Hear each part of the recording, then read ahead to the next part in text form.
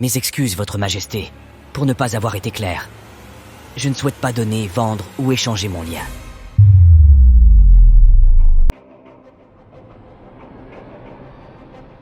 Je te l'ai demandé 2 fois, mon enfant, pour une faveur. 2 fois. Ma patience a ses limites. Je vais te le demander gentiment une dernière fois.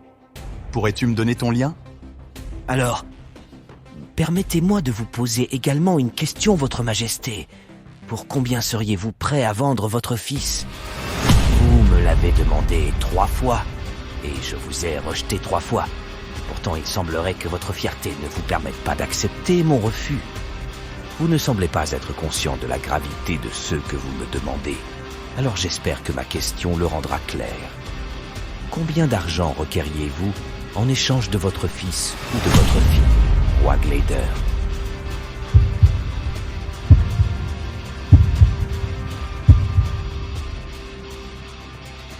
Mais qu'est-ce qui se passe? Garçon, tes parents ne t'ont pas appris à baisser le regard lorsque tu parles à tes supérieurs? Tu mérites une bonne correction. Je suis l'invocateur personnel du roi lui-même. Exactement.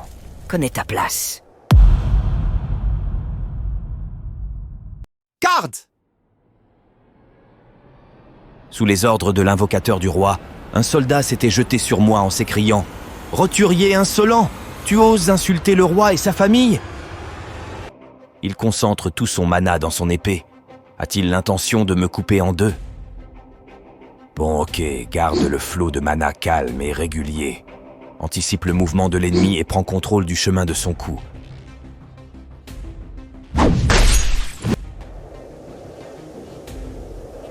Perturbe l'équilibre de l'ennemi et explose en utilisant simultanément ton pouvoir et l'élan de l'ennemi contre lui.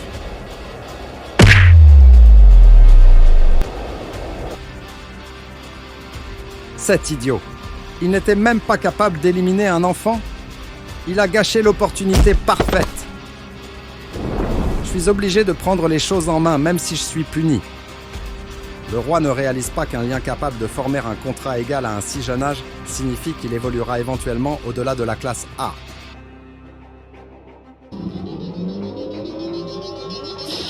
Je dois l'obtenir à tout prix.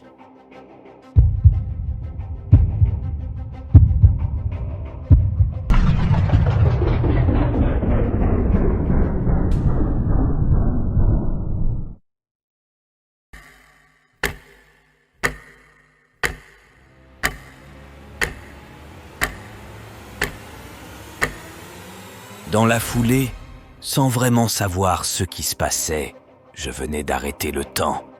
Il fallait bien donner une leçon à cet apprenti sorcier d'invocateur du roi. Quoi? Il se passe quoi là? Hein? Ça ne marche plus? Ce n'est pas la peine. Les sorts qui nécessitent du mana ambiant pour les renforcer ne fonctionnent pas. Reste là. Tu crois que tu es de taille face à un invocateur de la famille royale? Dans cet état, oui. Qu'est-ce que tu dis?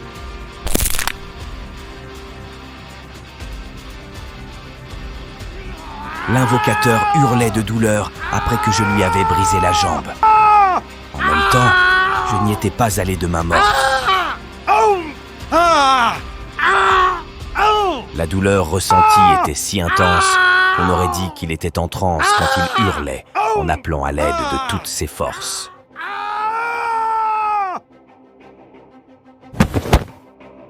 Personne ne va t'entendre, alors il vaut mieux que tu écoutes pendant que tu en es encore capable.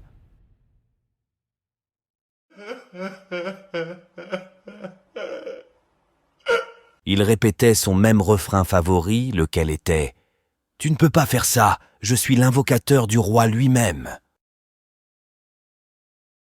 Encore cette connerie. Je te l'ai déjà dit. Connais ta place.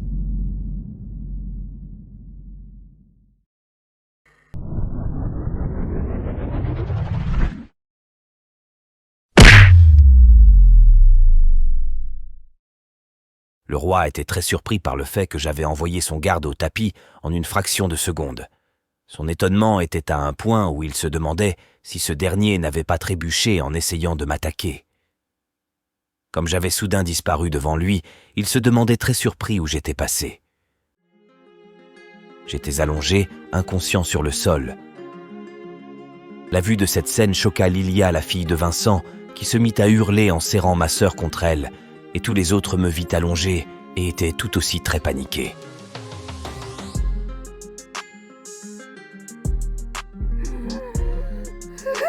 L'invocateur du roi en piteux état appelait à l'aide. On aurait dit un zombie sorti tout droit d'un de ces films d'horreur.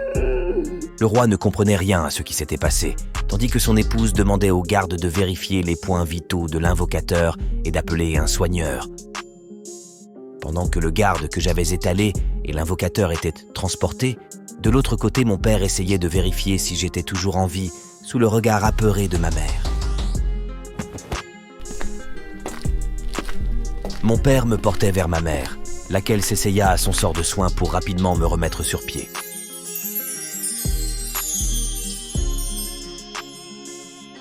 Le fait que je ne réagissais pas à sa magie de soin la rendait à la fois triste et très inquiète. Se sentir impuissante face à cette situation la fit couler des larmes de douleur. Vincent et les autres regardaient, tout aussi impuissants dans cette situation. Quelque temps après, je reprenais mes esprits. Je dois avouer que j'étais très secoué. Ah, ma tête. Comment suis-je rentré dans ma chambre ? La dernière chose dont je me souviens... Ah, c'est vrai. J'ai utilisé le vide statique. Merde, j'ai exagéré. Grâce à Sylvia, la fille du dragon Sylvie que j'avais rencontrée dans mon enfance, j'ai pu utiliser le vide statique une fois que j'ai déverrouillé la phase « acquérir » de sa volonté de dragon. Avec cela, j'ai pu me séparer temporairement du flux du temps. Une capacité révolutionnaire qui n'était disponible que parce que je suis un minuteur hérité. Mais cela a eu un prix. Malgré mes années d'entraînement, je n'ai pu utiliser cette compétence que quelques secondes sans ressentir les coups de fouet du dos. J'ai dépassé ma limite de temps.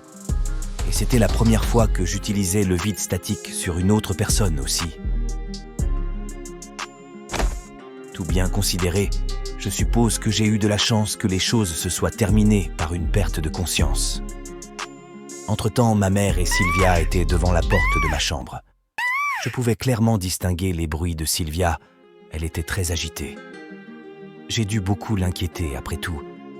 Elle avait probablement ressenti que j'étais réveillé et voulait que ma mère ouvre la porte.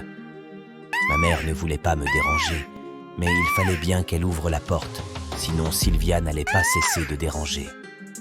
Elle a été très surprise de me voir réveillé une fois la porte ouverte. Apparemment, le médecin leur avait dit que j'étais inconscient à cause du choc et que je me réveillerais bientôt. Cependant, c'était très incertain d'après ma mère, puisque ça faisait déjà 8 heures que j'étais dans cet état. Mince, je la rends encore inquiète. Ma mère voyait que je souffrais un peu et me demandait ce qui n'allait pas. J'avais encore ce mal à la tête horrible. Mais je lui demandais de ne pas s'inquiéter et de me raconter ce qui s'était passé quand je m'étais évanoui. Je voyais bien que ce souvenir la rendait triste. Elle me faisait comprendre que le roi et sa famille s'étaient excusés en premier et que mon père était au salon à l'instant en train de discuter de ce qui s'était passé avec le représentant du roi. Il fallait que j'aille voir ce qui se passait au salon. Ma mère me disait qu'elle allait dormir ce soir avec petite sœur, laquelle était aussi très inquiète. Cependant, elle voulait savoir si j'allais vraiment bien. « Je vais bien maintenant, maman. Alors s'il te plaît, repose-toi. Sylvia, va avec maman. » J'entendais la discussion de mon père qui disait au représentant du roi que la situation ne pouvait être compensée avec de l'argent. En même temps, il fallait le comprendre. Il pensait avoir failli perdre son fils. D'un air surpris et content, il me dit « Arthur, tu es réveillé. » « Ouais, comme neuf. Qu'est-ce qui se passe ici ?» Mon père m'expliquait que le représentant du roi était venu nous remettre quelques pièces d'or en signe d'excuse de la part du roi pour ce qu'il a dit être un petit incident. Cela avait tendance à énerver mon père. Le représentant du roi était enchanté de me rencontrer et se présenta comme étant Jasper Cogwright. Il disait qu'il était venu au nom de Sa Majesté pour nous présenter ses plus sincères excuses pour ceux qui s'étaient passés plus tôt. « Ok Arthur, jouons simplement la modeste victime. » Je le remerciais de s'être déplacé jusqu'à notre humble demeure pour cela. Mon jeu d'acteur marchait apparemment bien, puisque celui-ci était tombé dans le panneau et me complimentait sur mon éducation. Il m'expliquait qu'il avait déjà raconté l'essentiel de ce qui s'était passé, mais voulait aussi que je sache que les 2 gardes qui m'avaient attaqué avaient été relevés de leurs fonctions.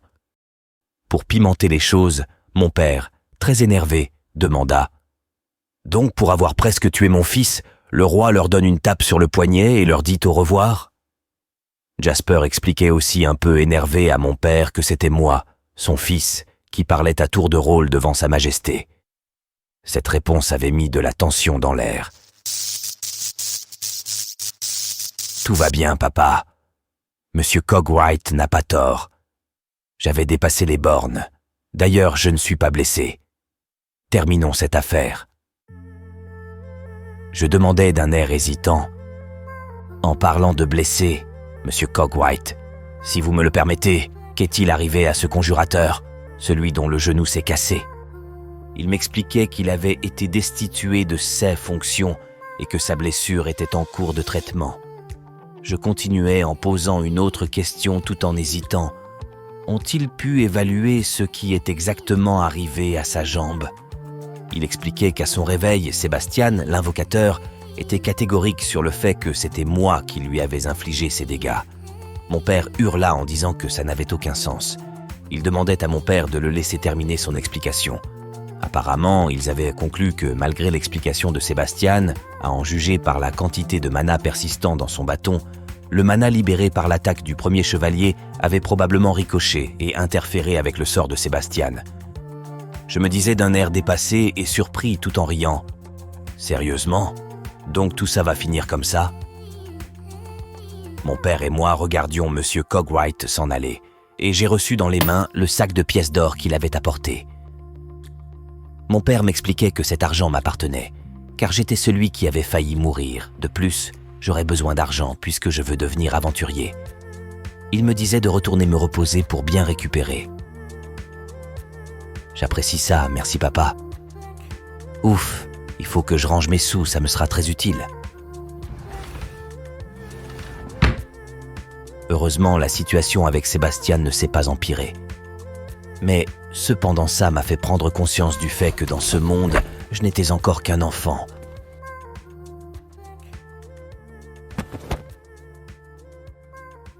Ce sera différent quand je serai un aventurier. Je pourrais peut-être me lâcher un peu. Quelques jours se sont écoulés depuis la dernière fois. Nous étions allés rencontrer les amis de mes parents pour savoir qui allait être mon mentor dans mon évolution en tant qu'aventurier. J'aurais bien pu me passer de cela, mais il faut comprendre que j'ai une mère très protectrice, qui ne peut jamais laisser son gamin dans le monde des aventuriers sans surveillance. Mon père posait donc la fameuse question à ses anciens compagnons. « Donc, qui ça va être ?» Adam disait qu'il allait devoir passer son tour malheureusement. Il expliquait à mon père que le babysitting n'a jamais été son fort et qu'avec sa personnalité, j'allais probablement l'éliminer dans son sommeil un jour. C'était drôle de voir tout le monde imaginer la scène tout en consolant Adam. J'étais un peu gêné par la situation, mais bon, on ne sait jamais. Mon père disait qu'il espérait que Durden ou Hélène m'auraient accompagné. D'un air gêné, il disait qu'il ne pouvait honnêtement pas offrir beaucoup, mais que ma mère et lui étaient disposés à offrir une récompense de toutes les manières possibles si quelqu'un d'eux acceptait de m'accompagner. Durden lui disait de ne pas parler de cette façon, qu'ici nous étions tous de la même famille et qu'il aimerait m'accompagner et me voir grandir. Hélène reprenait en lui disant qu'il devrait comprendre qu'il ne ferait pas ça pour de l'argent. De toute manière, l'argent n'était plus un problème après leur dernier raid de donjon. Tout à coup, on entendit une autre voix féminine dire avec douceur « Je suis volontaire ». Nous étions tous surpris. C'était Jasmine, spécialité double dague. Angela, très surprise, soulignait que Jasmine déteste les missions d'escorte, encore plus qu'Adam. Mais Jasmine disait que ça allait, puisque c'était moi. Hélène expliquait que, logiquement parlant, Jasmine est la plus qualifiée pour me protéger. Durden est spécialisée principalement dans les sorts de zones défensives pour les grands groupes. Et elle, la protection n'est pas vraiment son point fort. Ma mère demandait à Jasmine si elle était réellement sûre de vouloir faire cela. À voir son expression, celle-ci était absolument d'accord. Adam expliquait qu'elle est vraisemblablement le meilleur choix, étant la seule augmentée parmi eux avec une affinité élémentaire. De plus, elle venait de passer le stade de la lumière orange il y a peu, et par-dessus tout, il y a son attribut vent. Durden était d'avis avec Adam même s'il aurait souhaité m'accompagner. Mon père lui disait peut-être une prochaine fois. Durden était ravi de cela. On dirait que je serais à ta charge.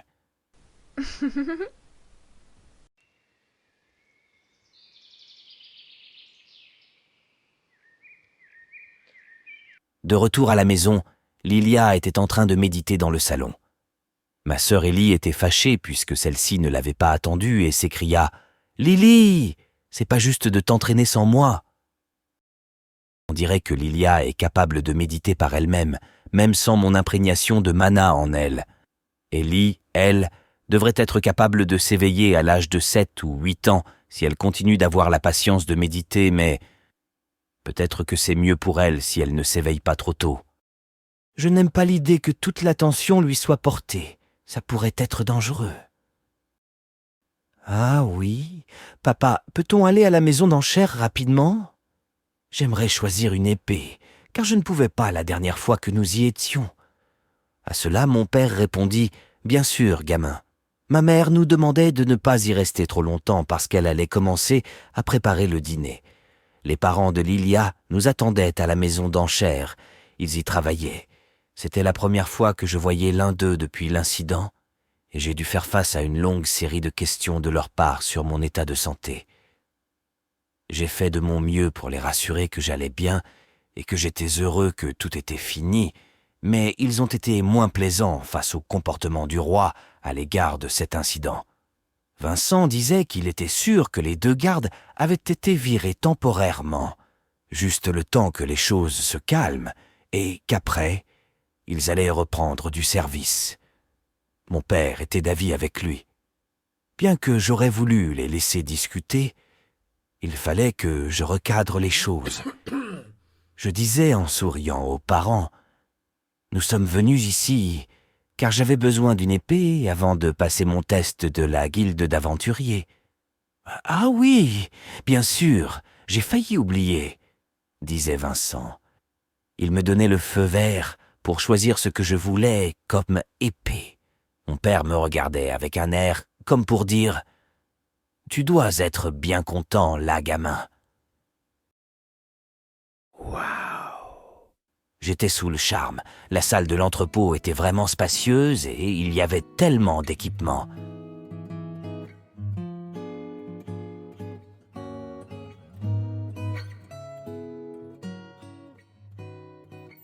J'étais réellement heureux à l'idée de trouver mon arme de prédilection. J'avais tout mon temps pour faire mon choix. Après un long moment, mon air joyeux avait disparu. C'est impossible, tant de types d'épées, et rien d'intéressant pour moi. Pas ça non plus. Ça doit être à cause du nombre de guerriers augmenté, mais ici, il y a tellement plus d'épées à 2 mains ou de longues épées à 1 main.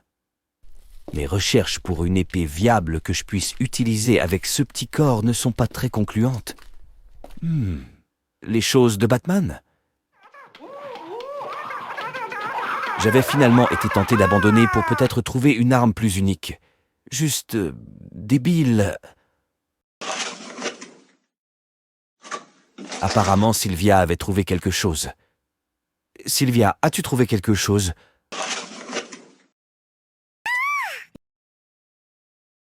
Un bâton? Ce n'est pas vraiment ce que je cherche, Sylvia. D'accord, j'ignore ce que tu veux que je fasse avec ce bâton.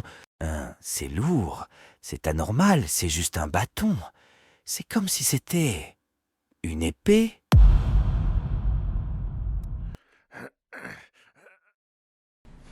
Bizarre, elle ne se dégaine pas. Est-ce que j'ai besoin d'y infuser du mana pour l'utiliser? Voyons voir.